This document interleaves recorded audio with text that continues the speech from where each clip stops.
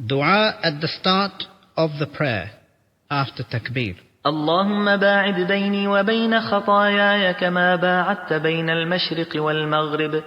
اللهم نقني من خطاياي كما ينقى الثوب الأبيض من الدنس. اللهم اغسلني من خطاياي بالثلج والماء والبرد. سبحانك اللهم وبحمدك، وتبارك اسمك، وتعالى جدك، ولا إله غيرك. اللهم رب جبرائيل وميكائيل وإسرافيل، فاطر السماوات والأرض، عالم الغيب والشهادة، أنت تحكم بين عبادك فيما كانوا فيه يختلفون.